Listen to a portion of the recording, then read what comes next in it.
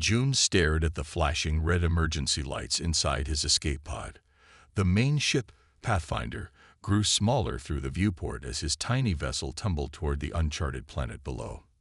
He had only minutes before atmospheric entry.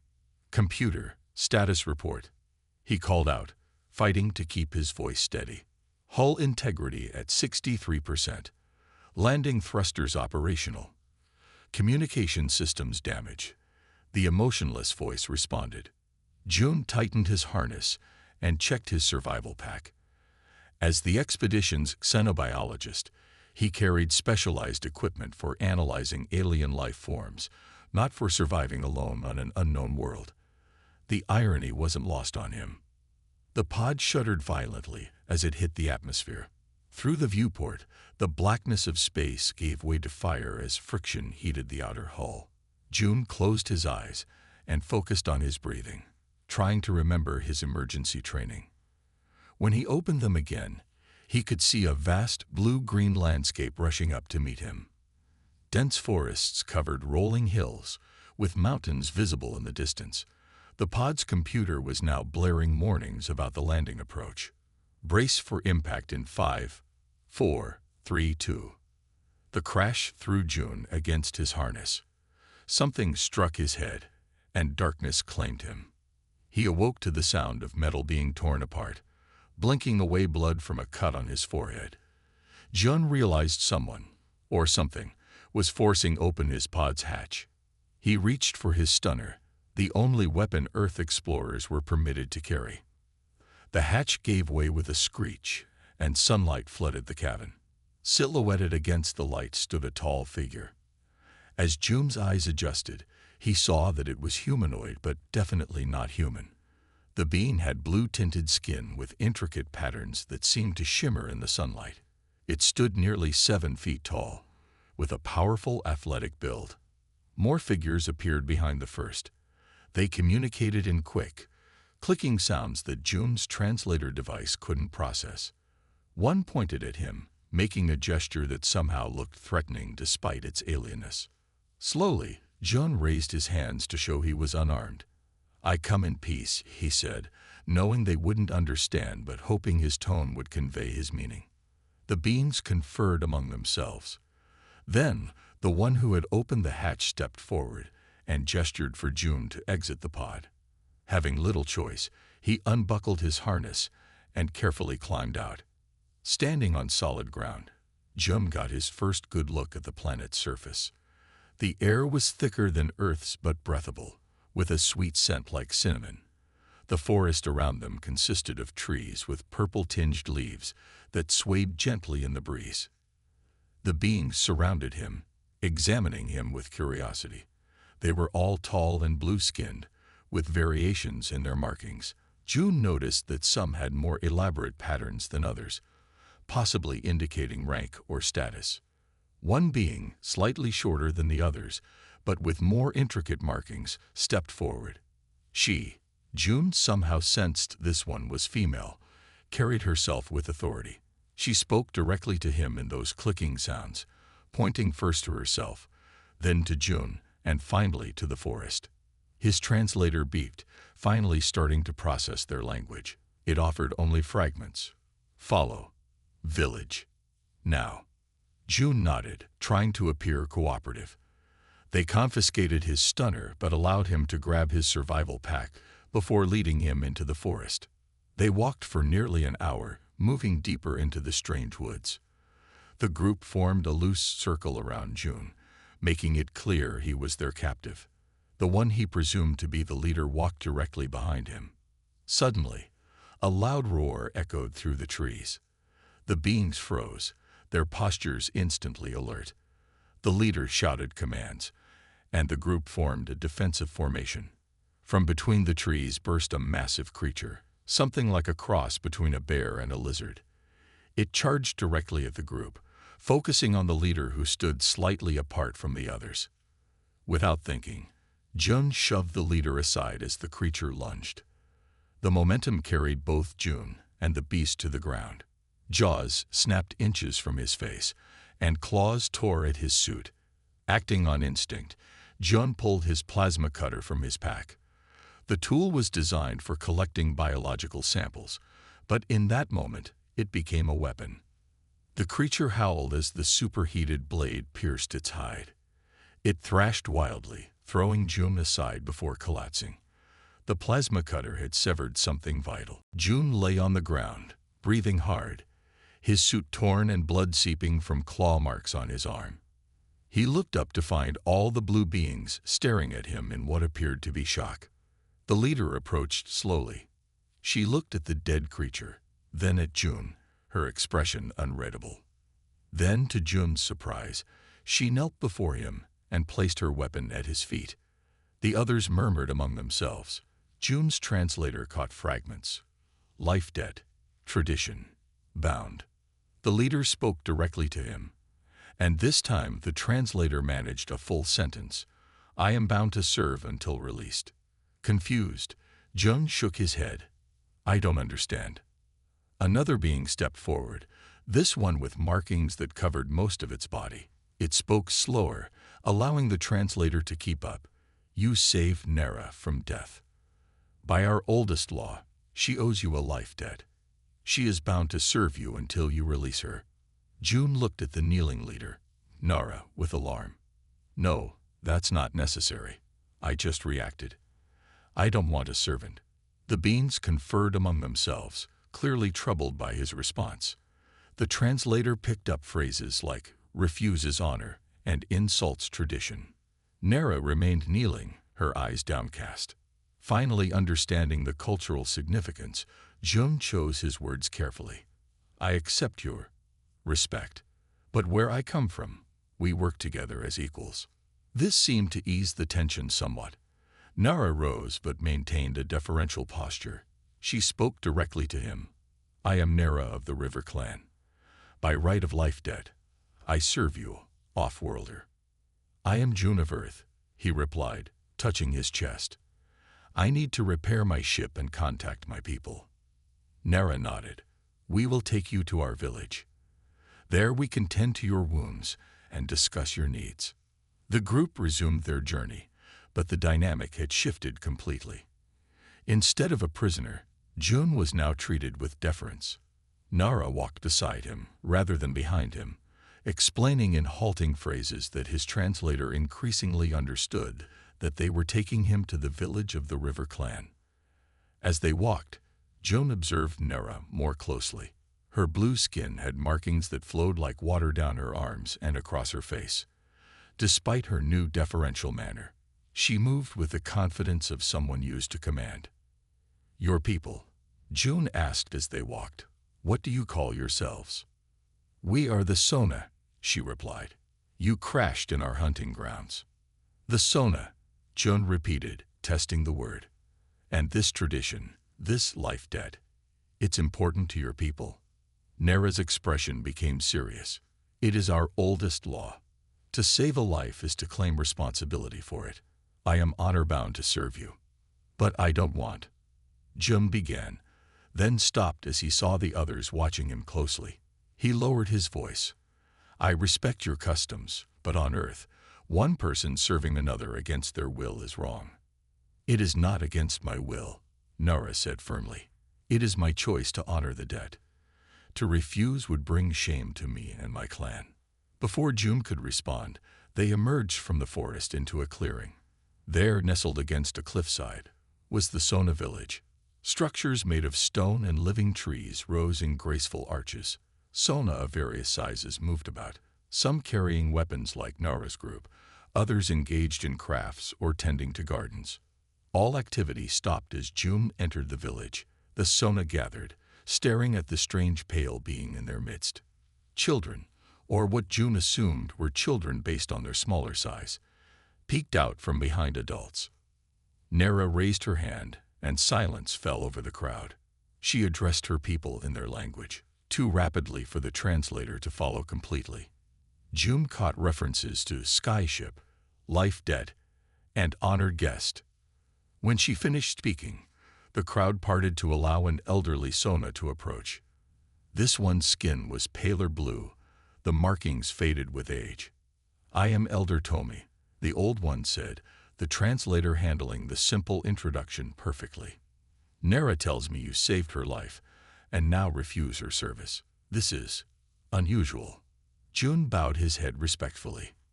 Elder Tomi, I meant no disrespect to your customs. Where I come from, relationships are built on mutual respect and equality. The elder studied him with keen eyes. Interesting ideas, sky traveler. But you are in our world now, where ancient traditions give order to our lives. Nara is a respected warrior of our clan. Her life debt to you is a sacred bond. Jun looked at Nara, who stood proudly despite her new subservient status. He realized that refusing her service outright would cause more problems than accepting it with reservations. I understand, Jun said finally. I accept Nara's assistance while I'm here. But I hope to learn more about your ways and perhaps share mine as well. Elder Tomi nodded slowly. Wisdom in a stranger is always welcome. Come, you are injured and must rest. Tomorrow, we will speak more of your skyship and how you might return to your people. As the elder led them through the village, Jun felt the weight of hundreds of curious eyes upon him. He had come to this planet to study alien life, never expecting to become so deeply entangled in an alien culture. Beside him, Nara walked with a curious mix of deference and pride. Whatever this life debt meant to her people, Jun realized he would need to navigate it carefully if he hoped to return to Earth, or even survive on this strange new world. The morning light filtered through the strange purple leaves, casting lavender shadows across the floor of Jun's dwelling. After 7 days on the Sona planet, he was still adjusting to the longer day cycle and the peculiar quality of light that made everything look slightly different than on Earth. Jun sat cross-legged on a woven mat, carefully arranging his remaining equipment. His communicator still couldn't reach the Pathfinder, but he hoped the ship would send a rescue team once they calculated his likely crash trajectory. A soft knock interrupted his thoughts. Nara stood in the doorway, carrying a basket of fruits and what looked like bread. Morning meal, she said, her command of simple Earth language improving daily. She set the basket down and knelt nearby, maintaining the respectful distance she always kept. Thank you, Nara, Jun said, taking a piece of the sweet bread. Will you eat with me today? Nara hesitated, then shook her head. Not proper. Bond servant does not eat with master. Jun sighed. They had this conversation every morning. I'm not your master. On Earth, people share meals as equals. Nara tilted her head, considering his words. After a moment, she reached for a purple fruit. Your Earth customs are strange, but I will learn them. This small victory made Jun smile. Every day, they inched closer to understanding each other. Today I want to visit the village center, Jun said between bites. I'd like to learn more about how your people live. Nara nodded. I will show you. But first, Elder Tomi requests to speak with you. After finishing their meal, together, for the first time, they walked through the village toward the elder's dwelling. The other Sona still watched Jun with curiosity, but the open staring of the first days had diminished. Some even offered greeting gestures, which Jun returned as Nara had taught him. Elder Tomi sat on a raised platform outside his home, surrounded by small containers of colored powders. He was painting intricate patterns on a piece of bark. Sky Traveler, the elder greeted Jun. Please, sit. Jun sat across from the elder, while Nara took a position slightly behind him. Your wounds heal well, Tomi observed, looking at Jun's arm where the creature had clawed him. Thanks to your healer's skills, Jun replied. The medicine works better than anything we have on Earth. Tomi smiled. Each world offers its own gifts. I wish to ask you more about your people and why you came to our planet. Jun explained the mission of the Pathfinder, peaceful exploration, and scientific discovery. He described Earth's first encounters with other intelligent species and their efforts to establish respectful contact with new civilizations. Tomi listened intently, occasionally asking questions. When Jun finished, the elder was silent for a long moment. Your words bring both hope and concern. Tomi finally said. Long ago, other visitors came from the stars. They spoke of peace and exchange, but their true purpose was conquest. June leaned forward. What happened? The Sky Raiders. Nara spoke up. They twisted our life debt custom. Instead of honor bonds, they created true slavery. Tomi nodded gravely. They learned of our traditions and used them against us. They would save a Sona life intentionally, then claim hundreds as bondservants. They took many of our people to their worlds. How did you defeat them? June asked. With great sacrifice, Tomi said. We destroyed their ships, but lost much of our own technology in the war. Since then, we have lived in isolation, wary of sky travelers. June felt a chill. I'm sorry for what they did. Not all spacefaring people are the same. This we begin to see, Tomi said, looking meaningfully at June and Nara. You refuse to treat a bondservant as a slave. This speaks well of your character. After leaving the Elder, Nara led June through the village. They passed gardens where Sona tended plants with purple and blue foliage, workshops where craftspeople shaped stone and wood into tools and art, and training grounds where young Sona practiced with weapons similar to Nara's. Before crash, what was your position? Nara asked as they walked. I study life forms, plants, animals, anything living, June explained. I was supposed to collect samples from orbit, not land on the planet. Nara looked thoughtful. Like our life keepers, they understand plants, healing. Yes, similar, June agreed. What was your role before the life debt? Nara stood taller. I was hunt leader. I led warriors to protect village, find food. An important position, June said. I'm sorry you lost it because of me. Nara shook her head firmly. Not lost, changed. Life debt is sacred path, not punishment. They stopped at the edge of a small lake where several Sona were fishing with long, slender spears. In my culture, Jum said carefully, forcing someone to serve another is considered wrong, even if it began with good intentions. Nara considered this. Not forced. Chosen. Honor demands I follow tradition. But you didn't choose me specifically, June pointed out. It was chance that I saved you. Maybe not chance, Nara said with unexpected depth. Our elders say life paths cross for purpose. They continued walking in thoughtful silence until they reached a structure unlike the others. It was circular and made entirely of stone, with strange symbols carved into its walls. What is this place? June asked.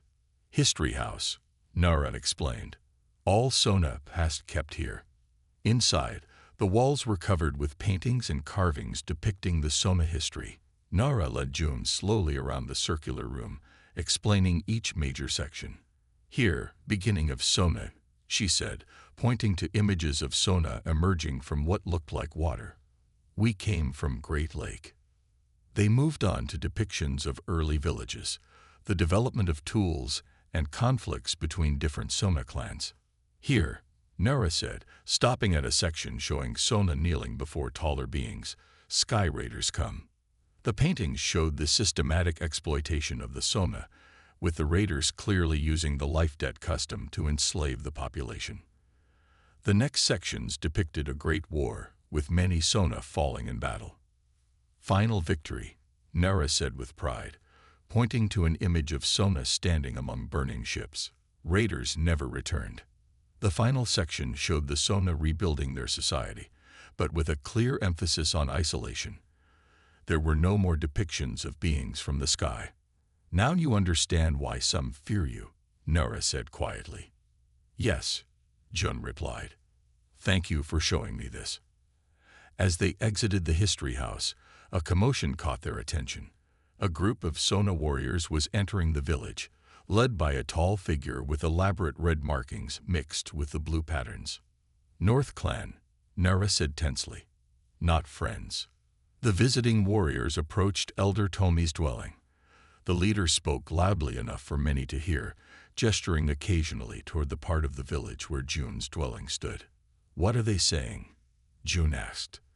They heard of Sky Traveler, Nara explained. Demand to see you, not trust outsiders. Should we go over there? Nara shook her head. Not yet. Wait for Elder's call. They watched from a distance as the discussion grew heated. Finally, Elder Tomi raised his hand for silence and spoke at length. The North Clan leader seemed unsatisfied, but nodded stiffly. A young Sona runner approached June and Nara. Elder requests presence, the child said. As they walked toward the gathering, Jun felt the hostile stares of the North Clan warriors. He straightened his posture, remembering his diplomatic training. Elder Tomi made formal introductions. This is June of Earth. He crashed in our territory and has shown respect for our ways. The North Clan leader, introduced as Daro, looked June up and down with obvious suspicion. Another Sky Traveler comes, and you welcome him.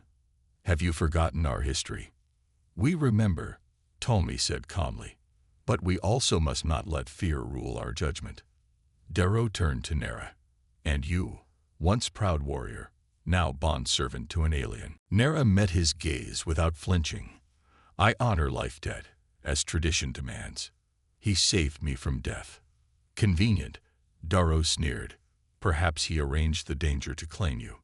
June stepped forward. I meant no harm to anyone. My ship crashed. I only wish to contact my people and return home. So you say, Daro replied. The Sky Raiders also spoke of returning home, after they took hundreds of our people with them. The tension was palpable.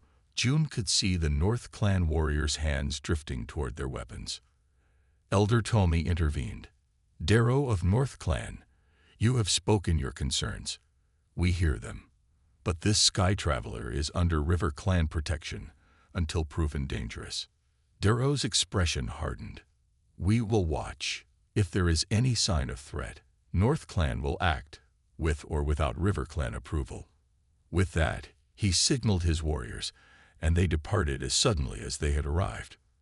As the village settled back into its routine, June turned to Nara. I've brought trouble to your people. Nara shook her head. North Clan always suspicious. Not your fault. That evening, sitting outside his dwelling and watching the 3 moons of the Sona world rise, Jun felt a new weight of responsibility. It wasn't just about getting home anymore. It was about ensuring his presence didn't spark conflict between the Sona clans. Nara sat nearby, working on repairing Jun's torn spacesuit with surprising skill. Nara, Jun said quietly, tell me more about the life debt.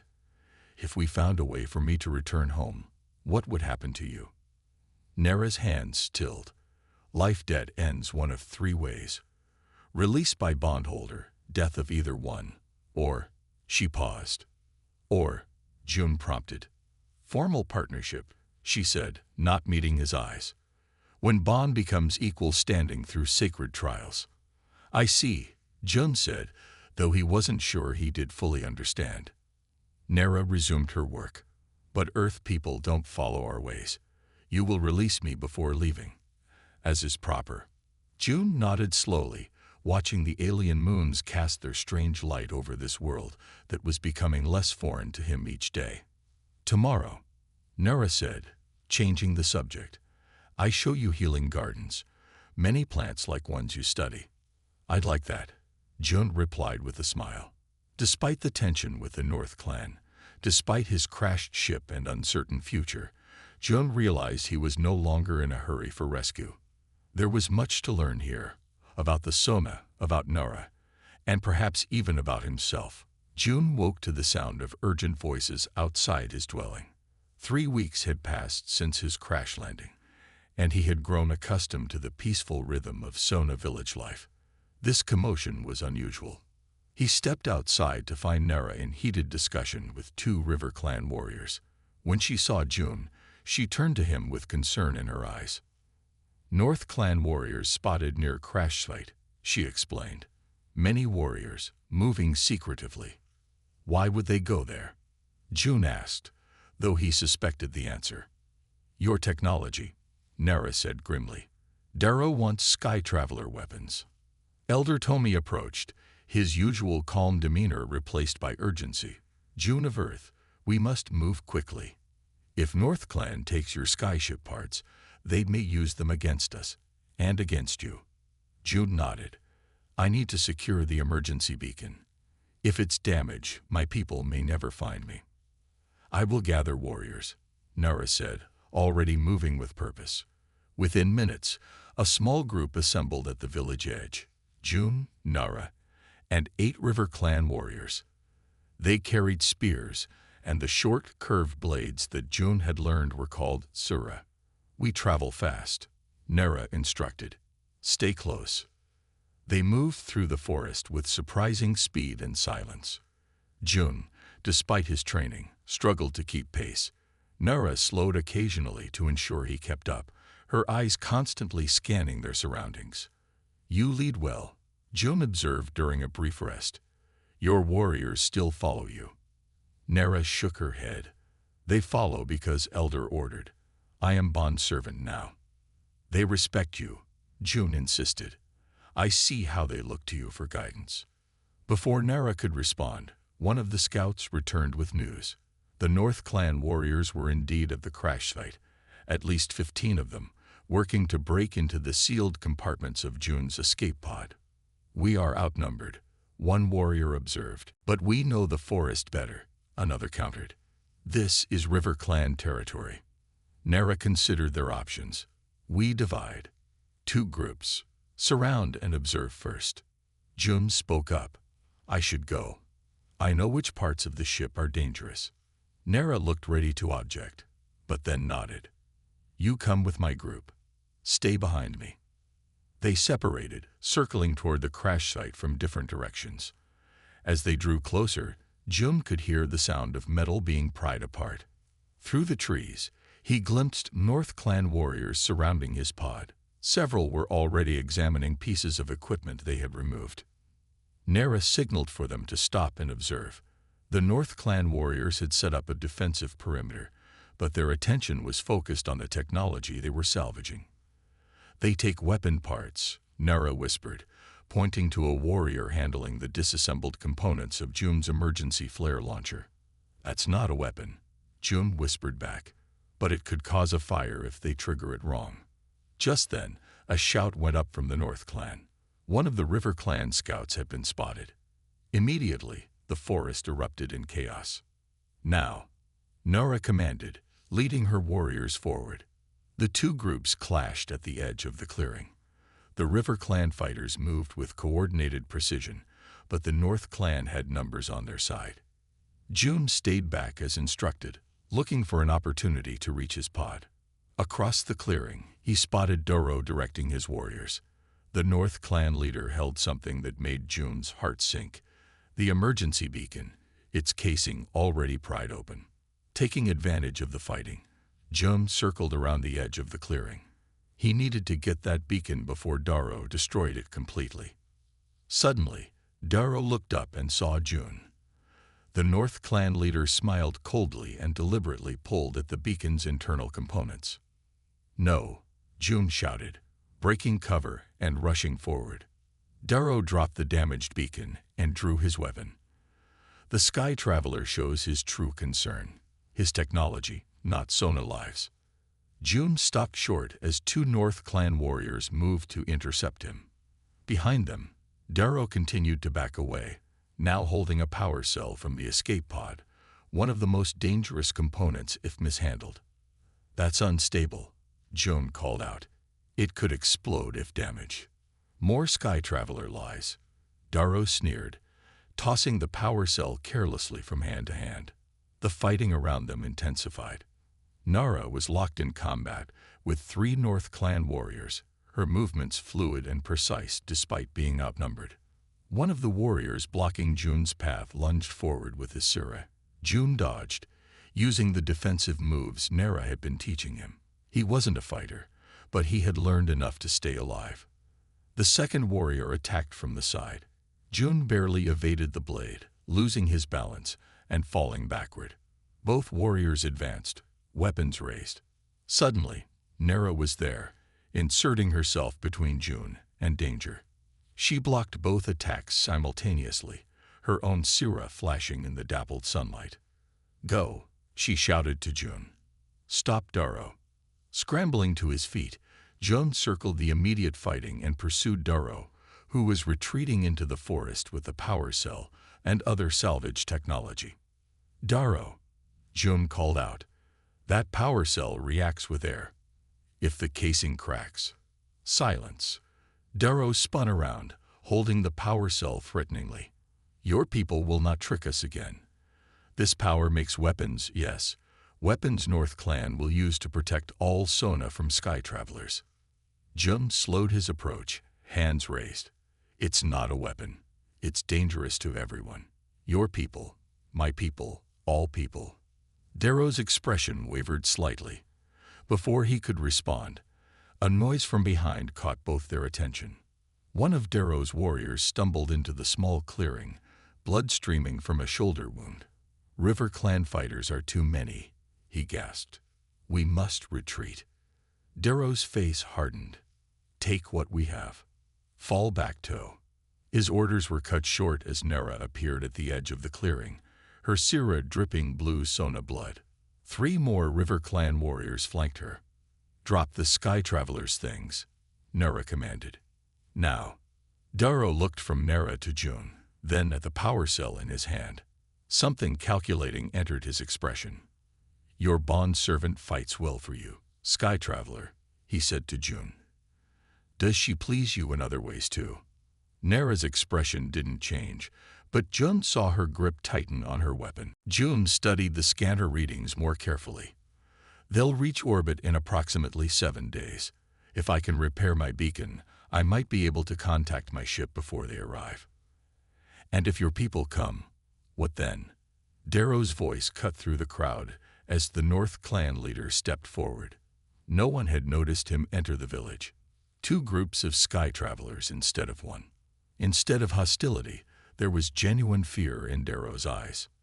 Nera stepped forward, placing herself partially between June and Darrow. "June has proven himself a friend to Sona. His people may help us." Darrow looked from Nera to June, then to Elder Tomi. "A friend, or a clever enemy who will join with these returning raiders?" June met Darrow's gaze steadily. "I understand your fear, but I give you my word. I will defend the Sona against any threat, even from other sky travelers." Darrow laughed bitterly. "Words mean nothing. Only actions prove truth." "Then let my actions speak," Jun replied. "Help me repair my beacon. If my people come, they will stand with the Sona, all Sona, North Clan included." A tense silence fell over the gathering. The future of both June and the Sona hung in the balance, with an unknown threat approaching from the stars. The village buzzed with activity as Sona from both River Clan and North Clan worked together to prepare for the approaching ship. 4 days had passed since the scanner revealed the threat, and an uneasy alliance had formed between the once hostile groups. June wiped sweat from his forehead as he adjusted the final connections on his repaired emergency beacon. Nera sat nearby, handing him tools as needed. Their working relationship had evolved into something deeper than the initial life-debt bond, though neither had put this change into words. "Will it work?" Nera asked, watching June close the beacon's access panel. "I hope so," June replied. "The power is limited, but if the Pathfinder is searching in this sector, they should detect the signal." Elder Tomi and Darrow approached as June prepared to activate the beacon. The North Clan leader no longer looked at June with open hostility, but wariness remained in his eyes. "If your people come," Darrow said, "how do we know they won't join with the raiders?" June met his gaze directly. "Earth has strict laws about interference with other civilizations. Captain Min would never ally with anyone who threatens the Soma." "Laws can be broken," Darrow countered. "Then trust me," June said simply. "I've lived among you. I've fought alongside you. I would not bring harm to the Soma."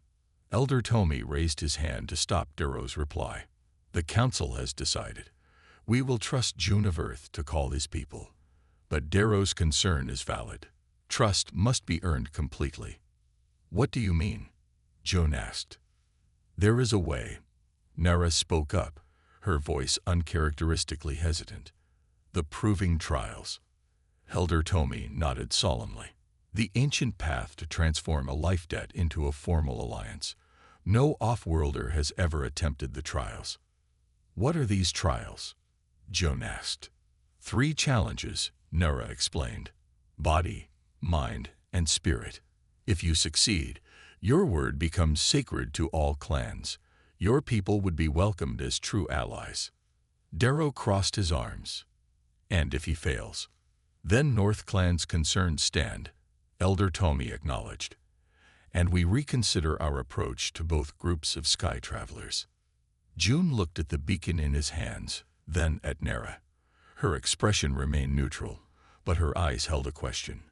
His decision would affect not just his fate, but the relationship between Earth and the Sona for generations to come. "I'll do it," Jum said firmly. "When do we begin?"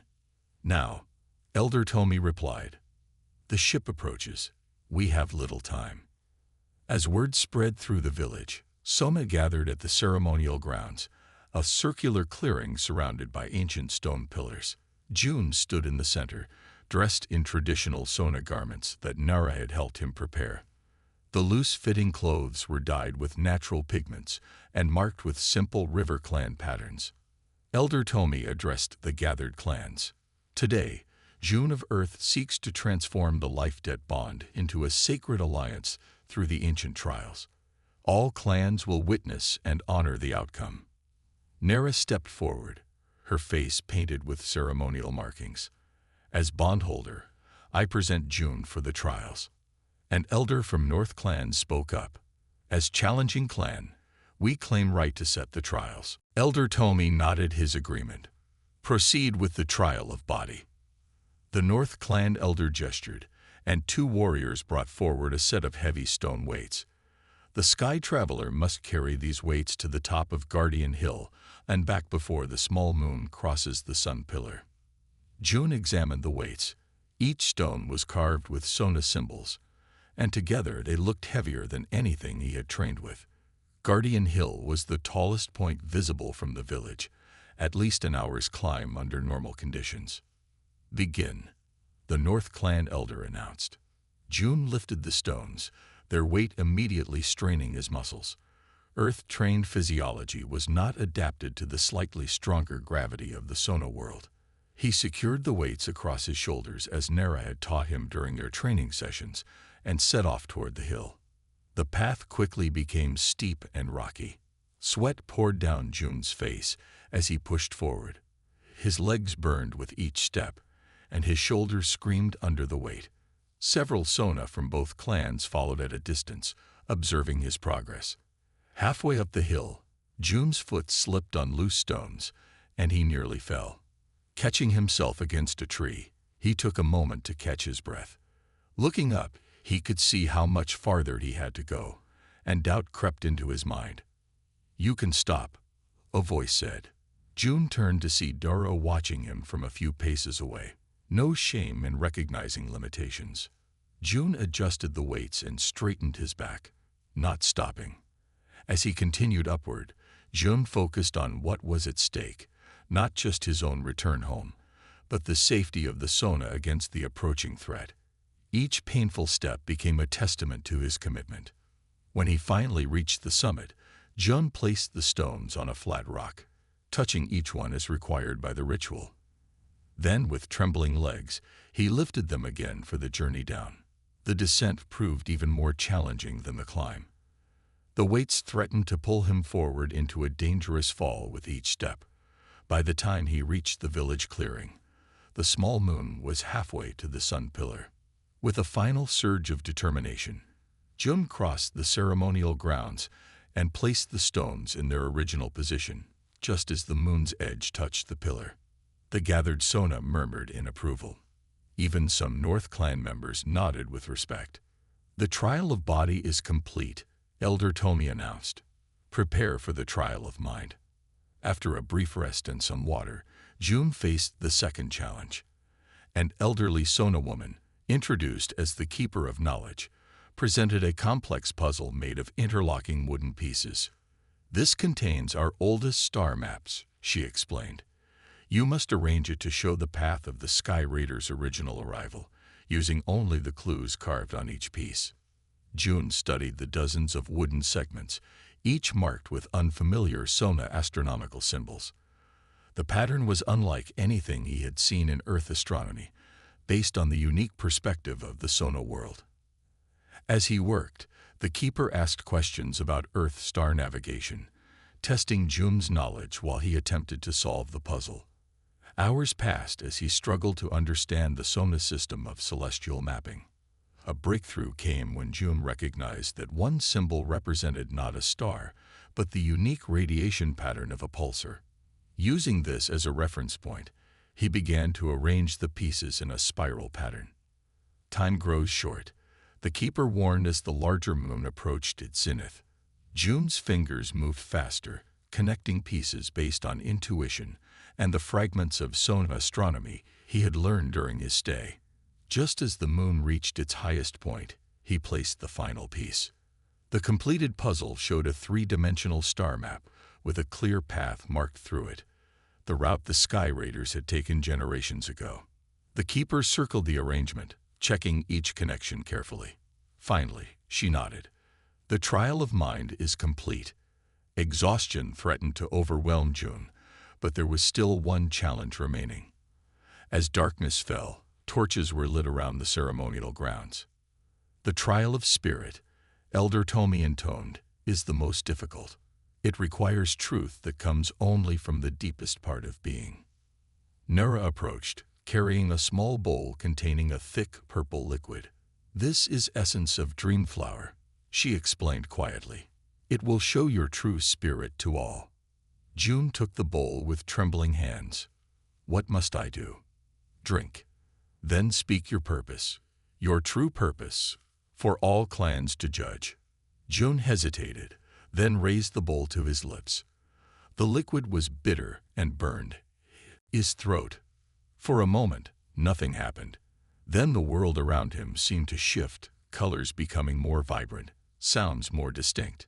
He stood in the center of the circle, aware of every Sona watching him. Their blue skin seemed to glow in the torchlight, their markings pulsing with meaning he could almost understand. "Speak your truth, Sky Traveler." Elder Tomi's voice echoed strangely in June's ears. June opened his mouth, and words flowed from some deep place within him. "I came to your world by accident, seeking knowledge. I stay by choice, seeking understanding. My purpose was science. My purpose now is connection." The dream flower's effects intensified. June saw not just the Sona before him, but impressions of their ancestors stretching back through time. He saw the Sky Raiders' first arrival, the suffering they caused, and the Sona victory that followed. Earth must not repeat the mistakes of the past.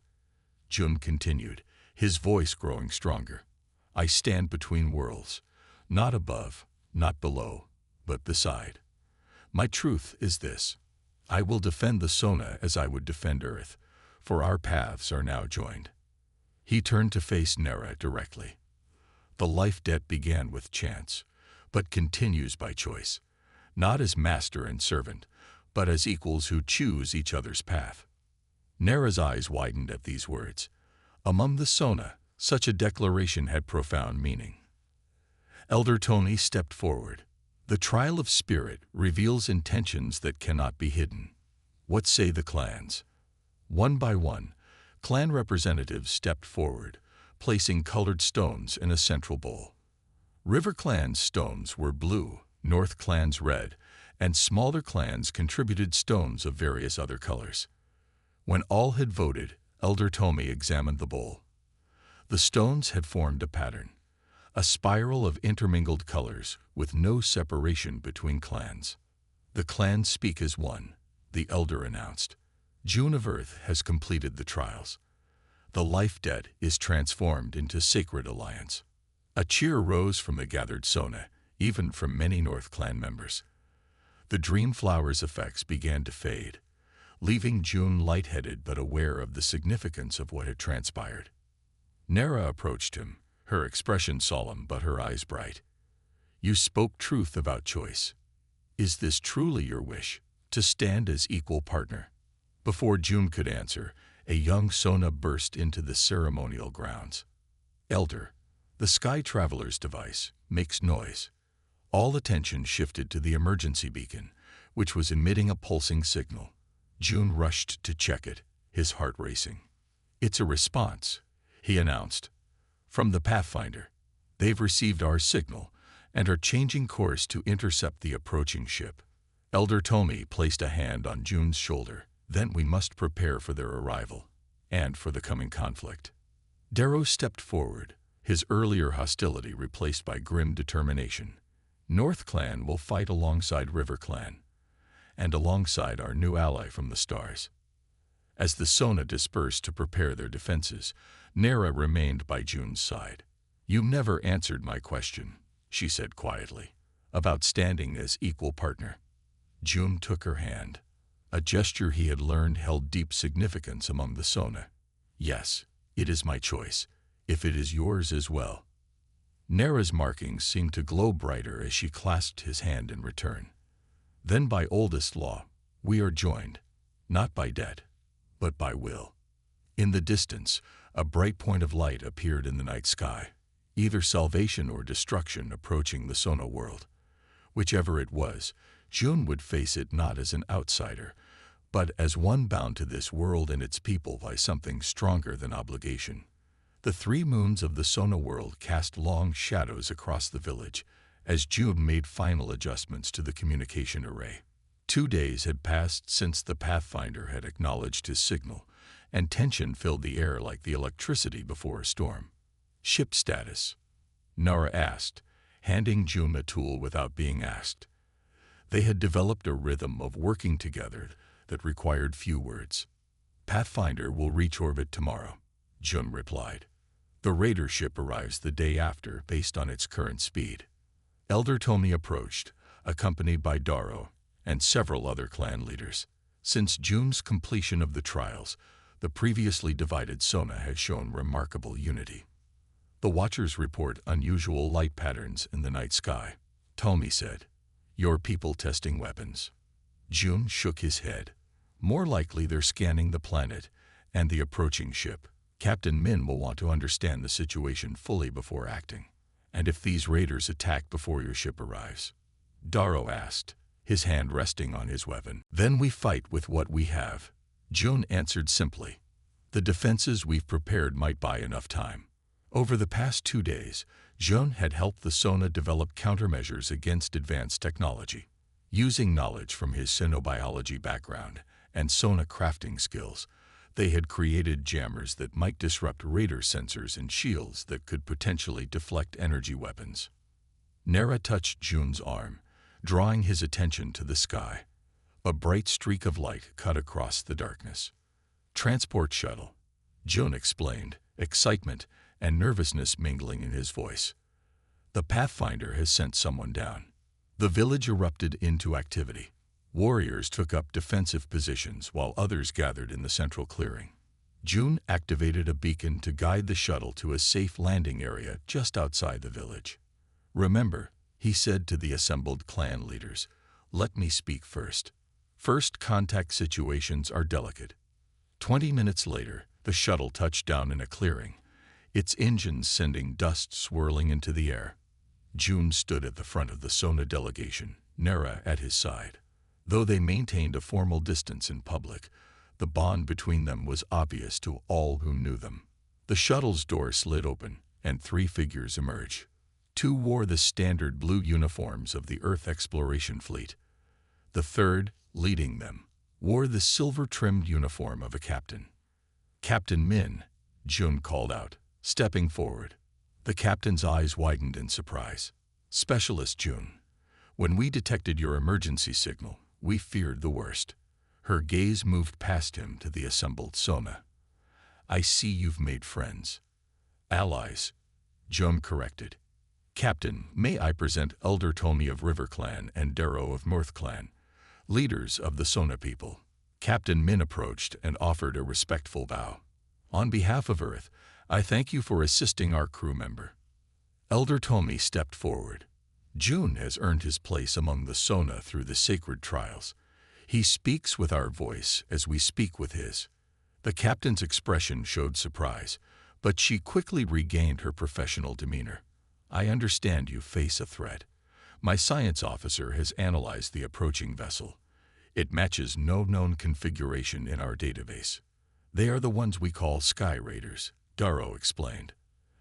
They came generations ago, enslaved many Sona, and were driven away only through great sacrifice. And now they return, Captain Min concluded, with technology that appears significantly advanced. Can your weapons stop them? One of the younger warriors asked directly. The captain exchanged glances with her officers.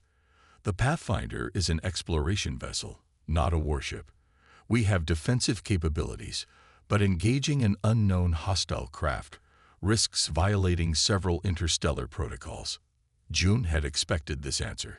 Captain, I've completed a full xenobiological survey of this world. The Sona are intelligent, peaceful beings with a rich culture who only fight when threatened. Under Section 7 of the Protection Protocols, Earth is permitted to defend vulnerable civilizations from external aggression. Captain Min studied June carefully.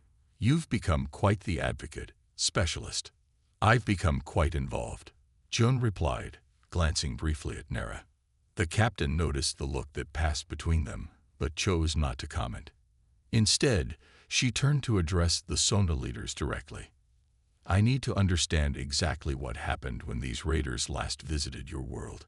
Any information about their technology, their vulnerabilities, could be crucial. As the discussions continued into the night, plans were formed. The Pathfinder would position itself between the raider ship and the planet, attempting communication first, but prepared to defend the Sona if necessary. Before returning to her ship, Captain Min pulled June aside. You look different, specialist. Not just the clothes. I've changed, June admitted. This world, these people, they've become important to me. Important enough to abandon your career. Your life on Earth. The captain asked carefully. June looked over at Nera, who was deep in conversation with one of the Earth officers, explaining Sona defensive strategies. Some discoveries are worth changing your plans for, Captain. Min followed his gaze and nodded in understanding. I'll need your formal statement for the record. This is unprecedented territory. I know, June replied, but so is first contact with returning slavers. We can't let history repeat itself. The next day, the Pathfinder moved into position. From the surface, it was visible only as a bright star that moved deliberately across the sky. June had established a communication link that allowed continuous contact with the ship. Raider vessel will enter sensor range in 6 hours, Captain Min's voice reported through the communication device. We're detecting energy readings consistent with weapons systems powering up. They come for war, not peace, Darrow said grimly. As we warned. Preparations intensified. The Sona activated the jammers June had helped them build, deploying them around key villages and sacred sites. Warriors from all clans gathered, armed with traditional weapons, but also with devices modified from June's escape pod technology, not to kill, but to disrupt and disable. Nera found June checking the shield generator they had constructed for the central village. Your captain is wise, but uncertain, she observed. Earth laws about interference are strict, June explained. We've caused harm in the past by getting involved in other worlds' affairs. Sometimes not acting causes more harm, Nera replied. June smiled at her insight. Exactly what I told Captain Min. As sunset approached, word came that the raider ship had ignored the Pathfinder's attempts at communication and was accelerating toward the planet. Captain Min's voice was tense as she reported. They've launched smaller vessels. Appears to be an invasion force. We're moving to intercept, but some may break through. The sky lit up with distant flashes of light. The battle in orbit had begun. They come, Elder Tomi announced as scouts reported approaching craft. Remember the plan. Disable if possible. The Earth ship will handle those in the sky. June activated the shield generator as the first raider craft, appeared over the forest. It was angular and black, bristling with weapons. When it fired at the village, the energy blast dissipated against the invisible barrier. "The shield works," a young Sona shouted. "It won't hold forever," Jun cautioned. "We need to keep them off balance." Warriors moved into position as the raiders began to land beyond the shield perimeter. When the first invaders emerged, Jun was shocked. They were not the monstrous beings of Sona legend, but humanoids with gray skin and mechanical augmentations, cyborgs who seemed as much machine as flesh. "Targeted jamming now," Jun called out. Sona teams activated the frequency disruptors, and immediately several raiders stumbled, their mechanical parts malfunctioning. The Sona warriors surged forward, engaging the disoriented invaders. Nera fought with precision and power, disabling 3 raiders before they could recover. Jun stayed near the shield generator, making adjustments to counter the raiders' attempts to break through. Above them, the battle continued in orbit. The communication device crackled with Captain Min's voice. "We've disabled their main vessel's drive system, but they've launched all their landing craft. Stand by for." The transmission cut off abruptly. "Captain Min," Jun called. "Pathfinder, respond." After tense moments of silence, the captain's voice returned. "Sorry for the interruption. We took a hit to our communication array. Situation now under control. The raider mothership is retreating." A cheer went up from the Sona who heard the news. On the ground, the remaining raiders, seeing their support vanishing, began to withdraw. Several were captured, their mechanical enhancements disabled by the jammers. By dawn, the battle was over. The few raider craft that had landed were abandoned or captured, their crews either taken prisoner or escaped into the forest, where Sona hunting parties tracked them. Captain Min and a team of officers came to the surface to assess the situation. The captured raiders were secured for questioning, their technology to be studied. According to the ship's database, they call themselves the Kren, Captain Min reported. They appear to be scavengers who augment themselves with stolen technology. They seek out isolated worlds with valuable resources or beings they can exploit, like they did generations ago, Elder Tomi said solemnly.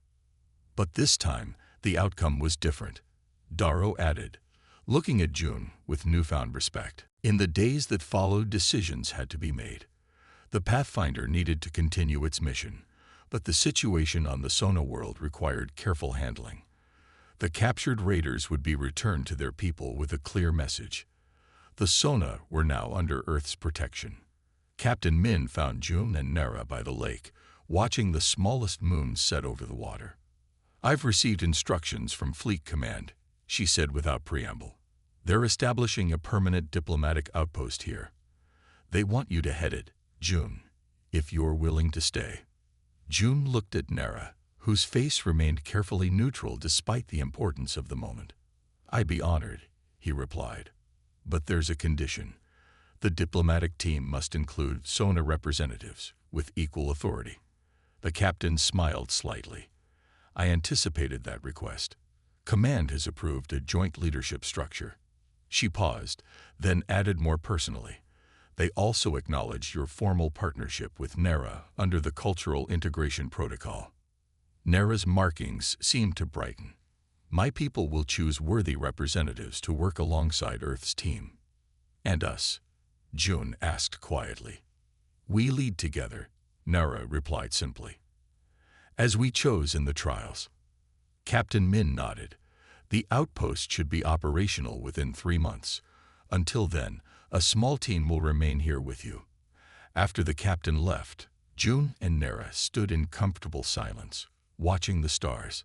Somewhere up there, the Pathfinder prepared to continue its journey, while the defeated raiders limped home. "What happens now?" Nera asked, her hand finding Jun's. "Something new," Jun replied. "The first true alliance between Earth and the Sona. The first joint diplomatic mission. The first of many exchanges between our worlds. And the first partnership between our peoples," Nera added, her fingers intertwining with his. As the great moon rose, bathing the landscape in silver light.